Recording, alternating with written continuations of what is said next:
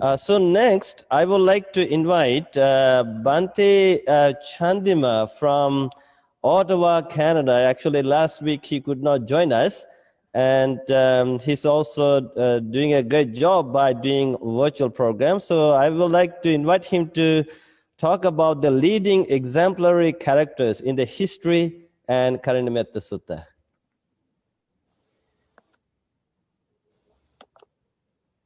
Moderator Bhante Saranapala and fellow Bhantes and Bhikkhuni, and also the Dhamma folks who are watching far and wide. I think there are a lot of people watching from Facebook and YouTube. Mm-hmm. So before I unpack the topic, I think it's a big topic. So I want to nail down to the Buddha. I mean, in terms of the people that I wanted to reflect on the leadership types or leadership qualities. And I think someone might wonder, I mean, if we look back about things that we've all been talking, the personality, because we know that we talk personality from a contemporary perspective. I would say we talk it from a conventional perspective. We call it Sammuti Satcha, because normally when you talk about the ultimate type of context, Paramatta Satcha, we all have to give up personality belief at the point of Saddhanusari, Dhammanusari, Sotapanna. So more importantly, what we can see is that even an arahant sometimes they keeps vasana, which means the constructs of a personality. Only the Buddha gives up everything, which we call by savasana. So he kind of like gives up everything, kind of like destroys all the, eliminates all that. So he has no past personality kind of stuff. So, but there are different spiritual type of personalities that I think we've been talking about, because we mainly focus on the Metta Sutta.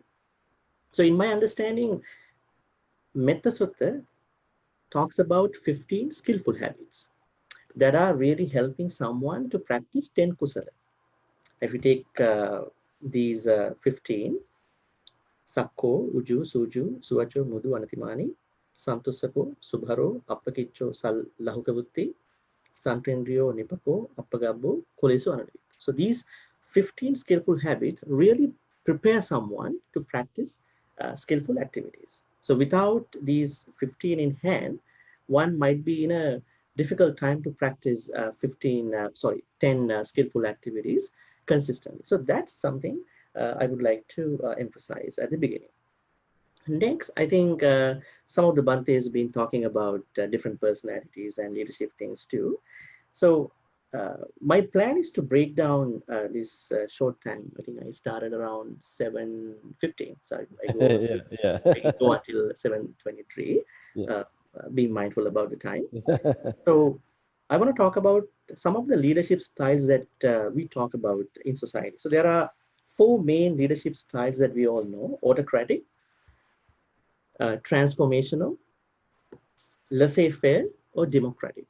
So when it comes to autocratic type of leadership, what we see is that there is somebody who is always trying to say that do as I say. There's no room to discussion. There's no room for negotiation. So, but this signature style might help someone to decide on a very crucial decision. Let's say there are inexperienced people in the group. So this autocratic style might help, but this is kind of a little bit old school. I think a lot of people don't like somebody deciding for everybody. So this is one of the styles. Second is the democratic style. So we all like that because leader always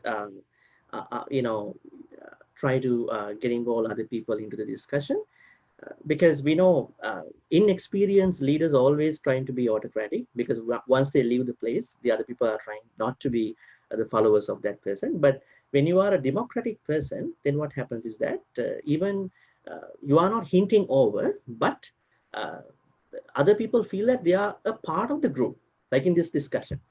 Even Bhante Saranapala is moderating. Everyone feels that they all are a part of this discussion. I know there are chief monks and all the leaders here. So that's democratic style.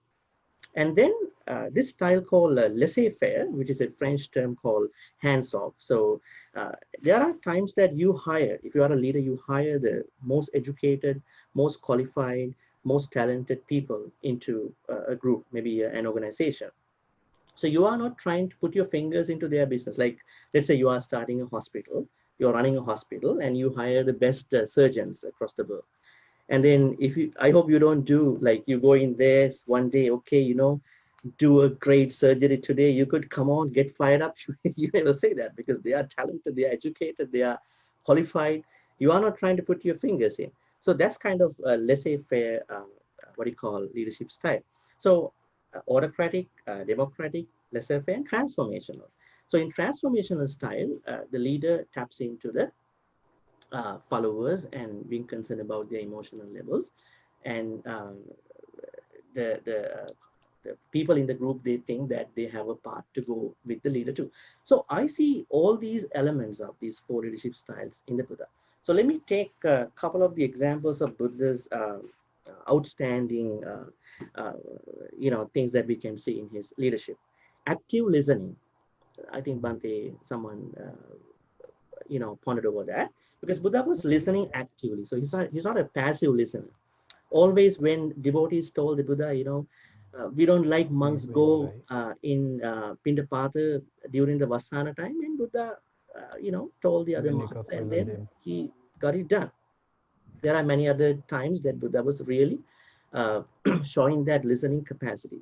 Second, deputization. He deputized a real skilled individual. Like even he had a lot of past disciples, but he deputized the right person. Say Arhan Sariputta, Arhan Moggallana. He put the right people in position. Not even that. He also said to the monks, "Don't worry. After my demise, there will be Dhamma and Vinaya in action as your teacher." Nowadays, we see there are people who do not try to create a backup when they, pass away. So it's a very good example from his character.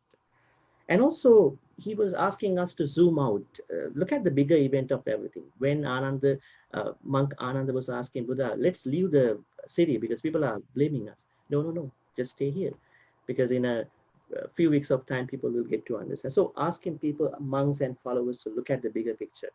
And level of compassion, as Bhante, I can't remember his name, he pointed over about Buddha's compassion and equal compassion towards his son, elephant Nalagiri, Rahula, and all that. So it's a good point for us to think about. We have to practice spirituality equally. Sometimes we have to practice spirituality in equity as well. And adding on to that, emotional intelligence, how we have to learn from him. And his purpose, mission, vision, set the tone, and mindfulness all are lessons for us. So, in addition to that, I also want to compare some of the big qualities into Karaniyamita Sutta, because that's the prime focus mainstay today. If you can take a look at of verse number 4 and 5, which means Ekechapana Bhutatti and Tittavayavada, you can see that how Buddha asks us to practice equality and equity, because you have to be equal in your practice of loving kindness. At the same time, you have to practice equity, because equity means that, let's say, a pregnant woman needs leave for her pregnancy, but a man doesn't. So sometimes you have to focus on different individuals, different. So that's equity. If you go into stanza number 6, you can see Naparu Paranni Kubbeta, that stanza. You can see the ethical leadership. You can swindle, you can cheat, you can deceive other people. So deception, cheating, they are all, they are all actually given up in the teachings. And if you can take a look at verse number 8, you can see what you call Mettancha Sabbalo Kasmi Manasam Bhavya Parimana, so and so forth. You can see that even the enemies are also included in the leadership. You can, uh, sort of like, uh, you can sort of like ask them to leave the place. So a good leadership is a place where an individual is making everyone into a charismatic, facilitative, visionary, participative, strategic leadership. So that's what Buddha asks us to practice. So we can learn a lot of things. I'm not, and nobody of us can talk about the Buddha. I just try to find out some of the highlighting points to understand how his leadership is all about. Thank you. Well, that is amazing, amazing, Bhante Chandima, how you presented that, the leadership characteristics, and like four types of the characteristics that you have highlighted: autocratic, democratic, laissez faire, and transformational. And I think this way, how you even gave the examples, some stories in the time of the Buddha.